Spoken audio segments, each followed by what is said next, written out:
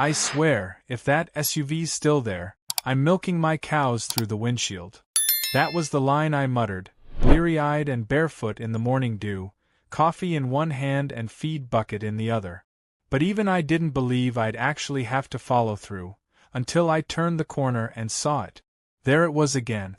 That shiny white Lexus SUV with the vanity plate Karen's 1, parked square across both my barn doors like it was a valet drop-off at some five-star spa, not a 120-year-old dairy barn that smelled like hay, manure, and hard work. My cows, all 32 of them, were lowing in a chorus of frustration from inside, hooves clomping, udders full, and patience thin. Just like mine. I stood there for a full minute, trying to decide if this was some kind of prank. Yesterday, it had been a passive-aggressive HOA letter stuffed under my windshield wiper, complaining that the visual pollution of your cattle fence is affecting nearby home values. The day before that, she left a homemade brochure titled Modern Solutions to Outdated Agricultural Habits. I'd laugh. Now I wasn't laughing. Now she had physically blocked my entire morning operation. This wasn't just petty anymore. This was war. Karen Allister, self-appointed queen of the Whispering Cedars HOA, had only moved into the subdivision 3 months ago. Brand new stucco monstrosity with a 4-car garage and faux Tuscan columns, built right at the edge of what used to be open ranchland. My land. Or rather, the kind of land people like her always tried to beautify, until it was stripped of anything that didn't match their catalog-style vision of country living. I wasn't one of the decorative elements she had in mind. I stomped over to her SUV, hoping she was still inside. Nope. Locked up tight. A sun hat on the dashboard, and a lukewarm frappuccino melting in the cup holder. The nerve of it! I circled the car twice, just to confirm there was no way to maneuver a tractor around it without risking damage to the vehicle, or worse, one of my cows. And the cows were already on edge. Every minute they stayed in that barn, the pressure built, and not just in their udders. They needed out. They needed space. And I needed Karen gone. So I called her. Straight to voicemail. I didn't even get the luxury of hearing her voice. That fake sweet tone she always used at HOA meetings, as if she were reciting Bible verses, but each one was secretly about you being a burden on society. Next, I called the tow company. Gary, the guy who ran the local service, answered on the second ring. "Sorry, Hank," he said, not even waiting for me to explain. "We can't tow from HOA property unless it's on record as a safety hazard. And technically, her vehicle's on shared access gravel that overlaps both zones." "Gary," I growled, "she's got a 2-ton blockade over my barn doors. My cows are about to explode." "I get it. But unless it's a fire lane or you've got a police report." I hung up before he finished. That's when the sound started. The low, grumbly, utterly judgmental bellow of Bessie, my lead cow. It wasn't just any moo. It was the kind of sound she made when she was minutes away from letting go, barn door open or not. I looked her dead in the eyes through the barn window and raised my hands in surrender. All right, I muttered. "Let's move the obstacle." The backup barn doors were at the rear of the property, facing the pasture. They were never used for morning release. They opened directly onto a steep, muddy hill. But desperate times and all, I headed to the garage, pulled on my boots, and jumped into the tractor cab.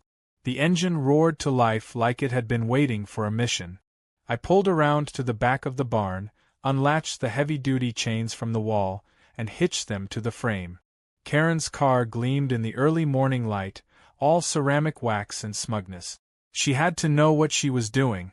No one parks directly in front of barn doors accidentally. I reversed the tractor until the tow strap was taut, then slowly started to pull. The SUV creaked as it moved inch by inch, tires grinding against the gravel, and then mud. Good. Real mud. The kind that didn't care about all-wheel drive. Took about 5 minutes to drag the thing around the barn and into the cow pen. I unhooked the chain, backed up the tractor, and parked it. Just in time, too. I opened the rear barn doors, and 32 cows bolted out like prisoners set free. Some galloped, some pranced. A few just sort of waddled with determination. But they all noticed the new shiny object in their domain. And cows, being curious and emotional animals, didn't take kindly to intrusions. Bessie walked right up to the driver's side window, fogging it up with her breath. Daisy nibbled the antenna. Marge kicked mud onto the hood for no clear reason. And then, oh Lord, Rosie climbed halfway onto the rear bumper like she thought it was hay storage. By the time I climbed up to the barn loft to get a better look, the car was covered in cow slobber, hoof prints, and at least one fresh, steaming message from nature itself. I laughed harder than I had in weeks. Then I heard it, the shriek. A high-pitched, scandalized scream from the end of the driveway. Karen had returned. She stood frozen, clutching her designer handbag like it was a life raft. Her perfectly sprayed hair was frizzing in the morning humidity. Her eyes locked onto her vehicle, now proudly displayed in the muddiest corner of my cow pen, surrounded by living proof that nature has a sense of humor. She didn't speak for a full 10 seconds. Then, with a dramatic stomp, she pointed at me and shouted, "This is vandalism. This is destruction of private property.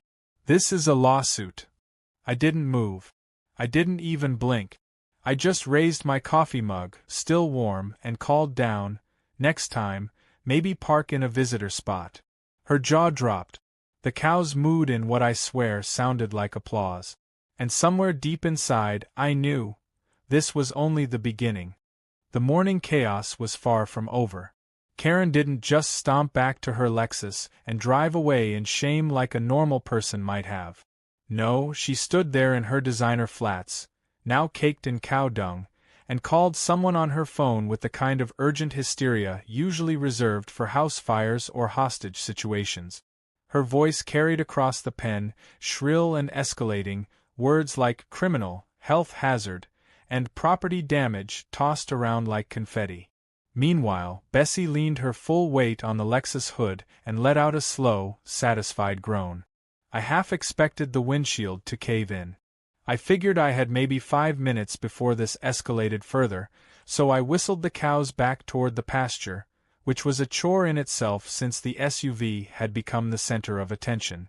Rosie refused to leave and had taken a real liking to licking the rearview mirror. I had to pull her away like a toddler being dragged from a candy store.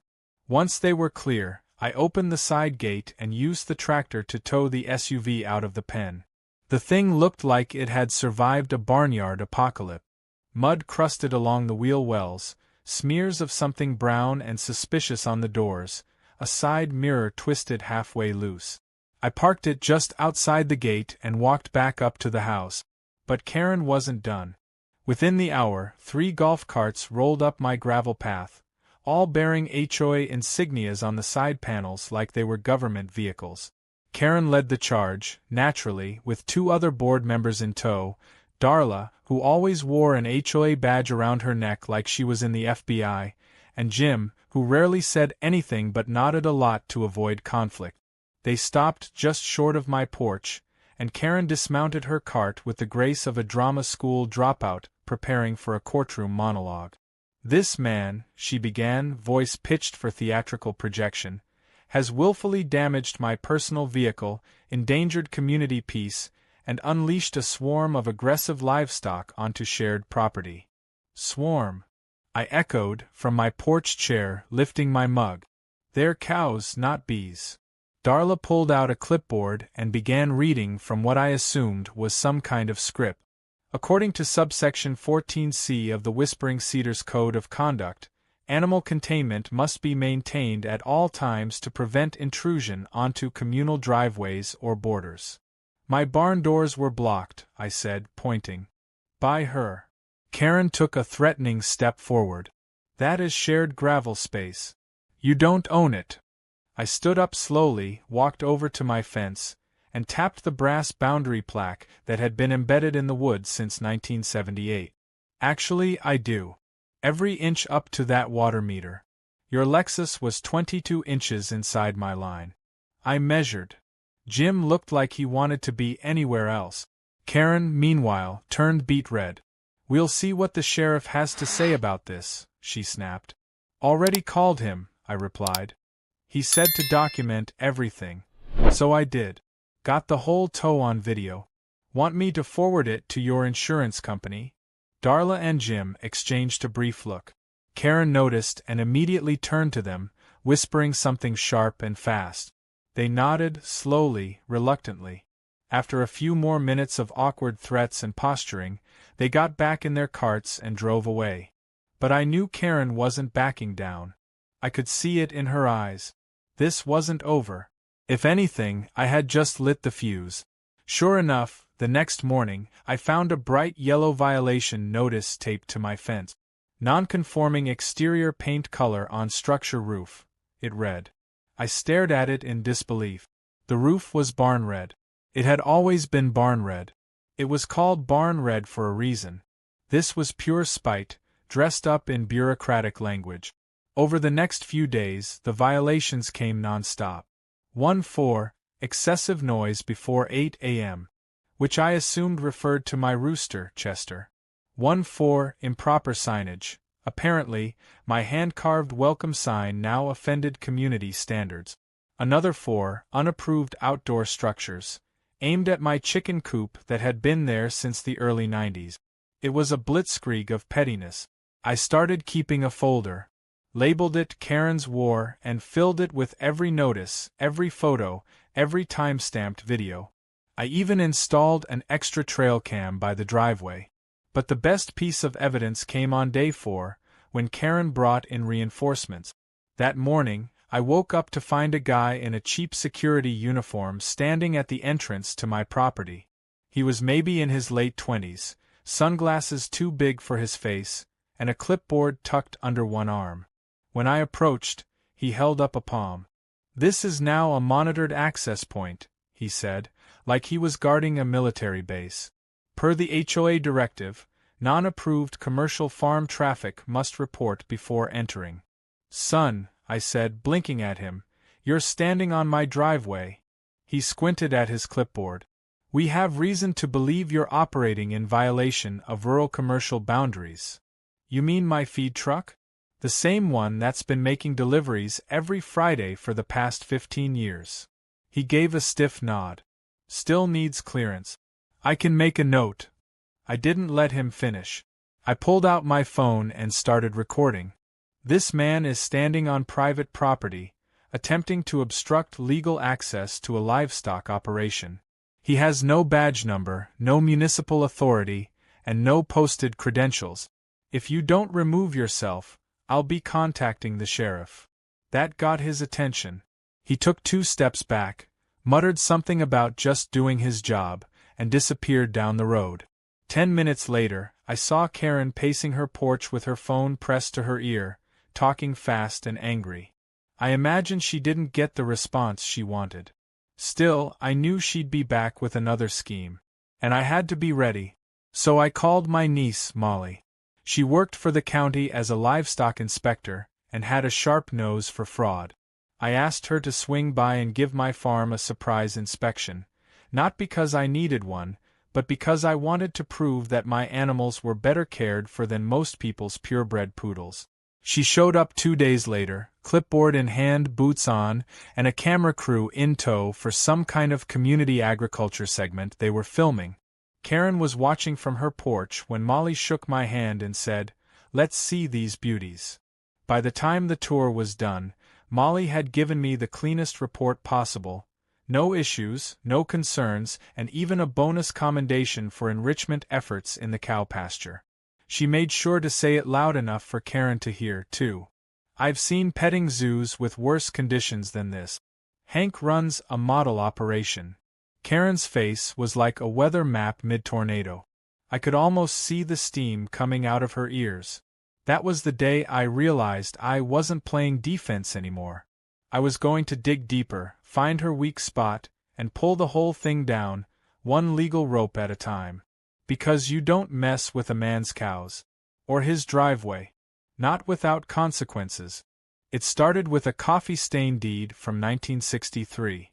I was sitting in the shed late one night, flipping through an old wooden file box that my dad used to keep land records in. It had sat undisturbed for over a decade, dusty and ignored.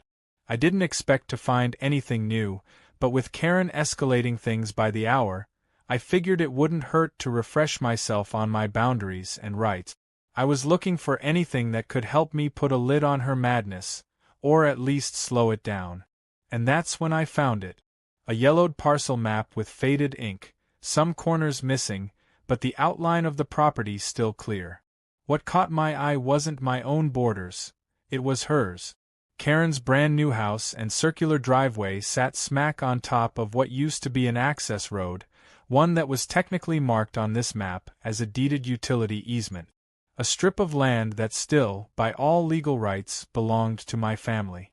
At first I thought maybe the subdivision had bought it out and updated the records, but when I pulled the county parcel registry and checked online, the easement was never officially removed, never even mentioned in the HOA's original development plan. Suddenly it clicked. Karen's whole house might be sitting partially on land she didn't actually own. Or at the very least, that fancy curved driveway of hers, the one she used to block half the shared road, was illegally overlapping my property. And that gave me leverage. Real leverage. The kind she couldn't fine, silence, or scream away. The next morning, I called up an old buddy of mine, Tom Merriman. Retired surveyor, lived about an hour out. He owed me a favor for helping rescue his horse trailer from a ditch during a storm a few years back. Tom showed up in his old Chevy truck, grinning like he already knew it was going to be a good day. We spent most of the afternoon walking the property with stakes and GPS gear. Tom double-checked every inch and confirmed what I suspected. Karen's entire front landscaping, driveway, and a good chunk of her fountain installation sat at least 6 feet into my old easement strip. Technically, she was not only on my land but had altered it, without a permit, without a lease, and without a word to anyone. In other words, she was trespassing. Civil trespassing, sure, but trespassing all the same. And I had the documentation to prove it. I didn't rush. I didn't go knocking on her door with papers in hand and steam in my ears. No. I wanted this to unfold slowly, methodically, like watching a fuse burn its way toward a box of fireworks. The next step was legal notice. I worked with a local title attorney, got a cease and desist letter drafted, and requested a formal boundary review with the county zoning office. The attorney also filed a notification with the HOA's board, informing them that a member was in violation of municipal land use laws and requesting immediate removal of any encroachments. When Karen received the notice, she didn't explode like I expected. She imploded. For 2 full days, she didn't leave the house. No HOA patrols, no violations taped to my gate, no mall cop security guards with clipboards. The neighborhood felt peaceful for once. Even the cows were confused. But by day 3, the storm reappeared, and it brought reinforcements. Karen didn't just argue, she mobilized. Flyers appeared on mailboxes with bold red lettering reading, "Urgent. Farmer disrupting community peace." She held an emergency HOA meeting on her front lawn, complete with folding chairs, lemonade, and a whiteboard labeled, "Take Back Our Streets." About 15 people showed up, half of them clearly unsure why they were there, the other half just there for the free cookies. I watched from my porch with a cold soda in hand, amused by the sight of her pointing at crude maps and trying to convince people that my cows were domestic terrorists. But the turning point came when she tried to rally the HOA board against me, again. Only this time, the cracks started to show. Jim, the quiet nodder, declined to attend the meeting. Darla, the clipboard warrior, arrived late and stood off to the side with her arms crossed. And then something unexpected happened. Harlan Mathis, the vice president of the HOA and longtime resident of Whispering Cedars, raised his hand and asked a single question. "Karen," he said, "did you get a permit for your driveway extension?" The silence that followed was the loudest thing I'd heard all day. Karen stuttered, tried to change the subject, mumbled something about grandfather clauses, and then quickly moved on to complaining about my tractor again. But the damage was done. Seeds of doubt had been planted. That night, I received an anonymous envelope in my mailbox. No return address, just a plain manila folder. Inside were printouts, screenshots from HOA board group messages. Karen's own words, copied and pasted from private threads. In them, she complained that my land smelled like wet death, called my barn an eyesore, and suggested the HOA should find a way to condemn it for safety reasons. But what stood out most was a message time-stamped 2 weeks earlier, where she said, "I parked in front of his barn on purpose. He needs a taste of controlled society." I read it twice, then a third time. I didn't need to wonder who sent it. Someone on that board had finally grown a spine. Probably Harlan. Maybe even Darla.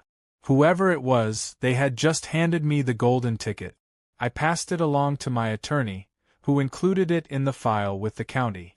Then I wrote a respectful, clear summary and dropped off copies of the screenshots to every house on the cul-de-sac. Just the facts. No commentary. No accusations. Just letting the neighborhood see who they had put in charge of their community standard. The results were swift. The very next day, I heard a loud crash around noon. Karen's driveway fountain, the one shaped like a Greek goddess holding a crystal orb, had been smashed to pieces. The HOA had removed it under emergency code compliance, citing illegal encroachment on a non-residential zone. I didn't lift a finger. I just watched through my kitchen window as a crew jackhammered the base out of the ground and carted the debris away in a dump truck. Karen came out screaming, waving her phone, threatening lawsuits again. But this time, no one stopped to listen. A neighbor across the street actually clapped.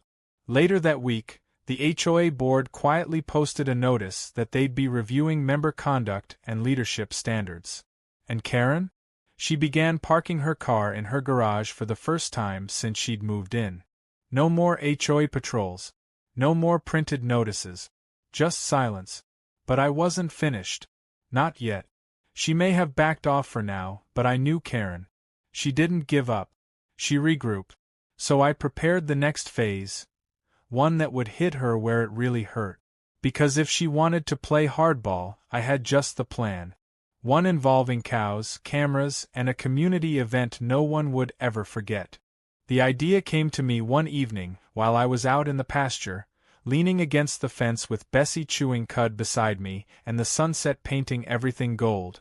I watched the neighborhood beyond the trees, the perfectly trimmed hedges, matching mailboxes, those synthetic-looking plastic flamingos that Karen had once handed out as part of a mandatory seasonal decor initiative. The contrast between their world and mine was almost comical. She had spent weeks trying to tear down the spirit of this land, and now the neighborhood was starting to turn on her. I didn't just want to win the fight.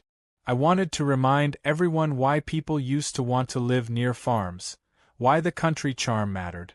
So I started planning the one thing Karen would never see coming, a community farm day. It started innocently enough. I printed out flyers titled Open Pasture, a day at the farm, neighbors welcome, and tacked them on every HOA-approved bulletin board and mailbox post I could find. I even left one at the clubhouse pool, right next to Karen's laminated list of acceptable towel colors. The flyer promised hayrides, cow milking demonstrations, farm-fresh snacks, and a raffle for a year's supply of local eggs. Nothing controversial. Nothing political. Just a wholesome invitation to enjoy the land Karen had spent months trying to erase. And I made sure to get all the permits beforehand, just in case she tried to shut it down with some bogus regulation. To my surprise, people were excited. More than a few came by in the days leading up to it asking if they could help set up. I had high school kids offering to do face painting, retirees volunteering to run the lemonade stand, and even the town librarian, Mrs. Bell, asking if she could do a storytime reading in the shade under the big oak tree. The support poured in. People were hungry for something real, something grounded. I made it clear it was open to everyone, even Karen. On the morning of the event, the weather was perfect. Clear skies, soft breeze, and the smell of freshly cut hay in the air. I'd gotten up before dawn to brush the cows, rake the yard, and hang up signs along the road that pointed toward the pasture gates. My niece Molly brought a couple of vet tech friends, who set up a little education station about farm animals. I even convinced Tom, my surveyor buddy, to man the grill. He wore an apron that said, "Certified Meat Inspector," and laughed like a madman every time someone asked for a hot dog. The crowd began to arrive in waves. Families, older couples, teenagers with nothing better to do. Everyone smiled, everyone laughed. Kids ran wild through the field, dodging chickens and trying to get close to the calves. It was everything I'd hoped for. Except, of course, for the storm cloud I knew was coming. Right on cue, Karen showed up around noon. She wore an all-white pantsuit and oversized sunglasses like she was walking onto a yacht. In one hand she clutched her phone, and in the other, a printed binder that probably contained her latest legal threat. She didn't walk so much as march across the lawn, heels sinking slightly into the soft dirt as she made a beeline for the main tent. I met her halfway, still wearing my overalls, hands coated in straw dust and cow slobber. "This is unauthorized," she hissed, holding up the binder like it was a sacred relic. "You're violating at least 5 community ordinances, not to mention the noise and smell thresholds outlined in section." I cut her off with a smile. All permits filed. Sheriff's Department signed off. Zoning office gave the green light. And the HOA board was invited weeks ago. "Would you like a hot dog?" Karen blinked, lips twitching. Behind her, 2 teenagers were giggling and pointing. One of them was wearing a shirt with a cartoon cow on it that said, "Karen can't movie me." I'd had them printed as a joke. Apparently, they'd caught on. Karen spun around, horrified, as a camera crew rounded the corner. It was the local news station, there to cover rural revitalization and community engagement. They interviewed me by the old well while a line of children waited to pet a sleepy goat named Buckles. Karen hovered in the background, desperately trying to get their attention, but they ignored her. She made one last attempt to shut it all down by cornering Harlan from the HOA board. I watched from afar as she waved her binder in his face. He stood calm, arms crossed, and after a few minutes, shook his head and walked away. The crowd had already made up its mind. Karen wasn't the voice of the neighborhood anymore. Her authority was gone, her influence fading. And she knew it. But fate wasn't quite done with her. As she stormed across the field to leave, she didn't notice Chester the rooster had wandered onto the trail. She tripped over him, flailing forward, arms flapping like she was trying to take flight. She landed directly into a wheelbarrow full of fresh compost, letting out a squawk that rivaled Chester himself. Gasps turned into laughter. Someone caught the entire thing on video.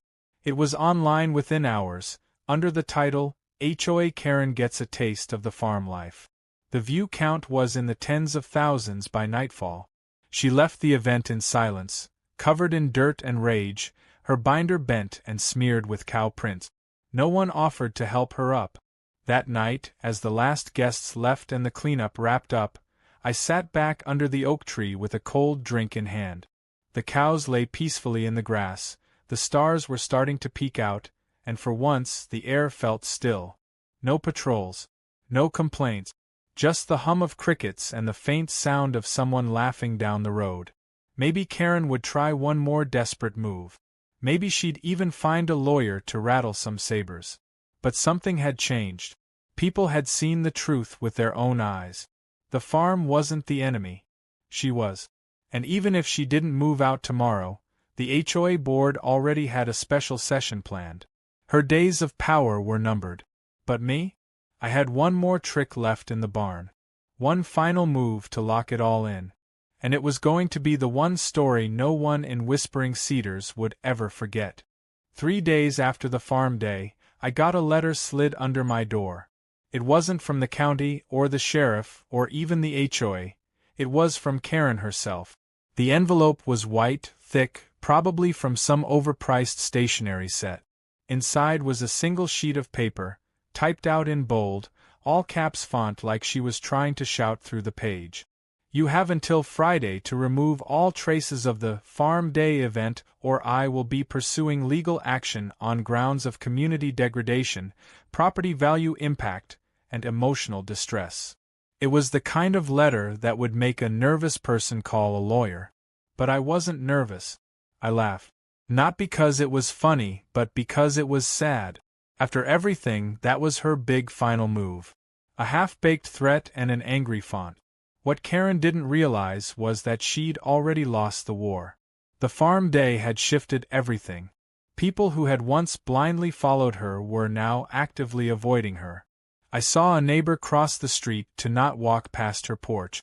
The HOA message board was suddenly quiet, and her usual swarm of passive-aggressive lawn violation notices had all but disappeared. But I wasn't done yet. I had one more move. Something I'd been saving for the perfect moment. Something that would seal the whole thing like a bow on top of a box labeled, "Don't ever mess with a man and his barn again." That perfect moment came on a Sunday morning. It was sunny, cool breeze, a kind of stillness in the air that makes you feel like something's about to shift. I waited until I saw Karen step outside to grab her newspaper, and then I wheeled it into place. The new sign. I had crafted it out of reclaimed barn wood, carved the letters by hand, and painted them with a bright red stencil brush. The letters were tall, bold, impossible to miss. Private farm access only, park here and you'll be milked. I nailed it right to the old post where she had once taped her HOA rules. I stood back and admired it while sipping my morning coffee.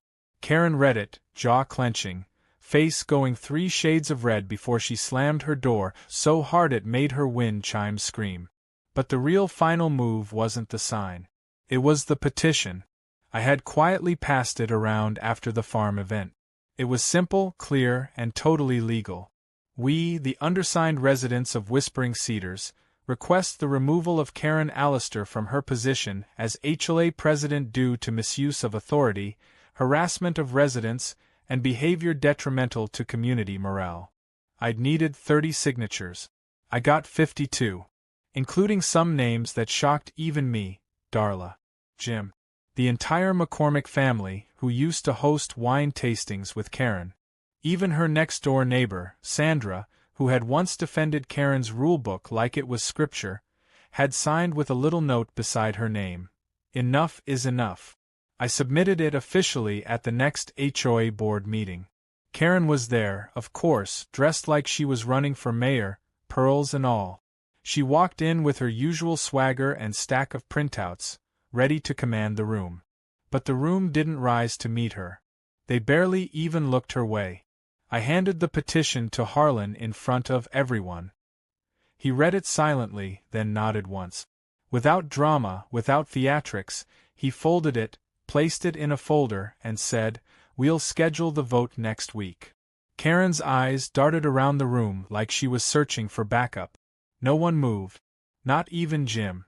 She cleared her throat, tried to launch into a speech about dangerous precedents and rural overreach, but Harlan cut her off with a quiet hand. "Karen," he said, "let's just let the neighborhood speak." And speak it did. By the end of the week, the results were posted on the HOA website. 87% of residents voted for her removal. Effective immediately, Karen was no longer president. She didn't take it gracefully. She didn't hold a farewell speech. She didn't even post one of her long-winded bulletins. She simply vanished. For 3 days, no one saw her leave the house.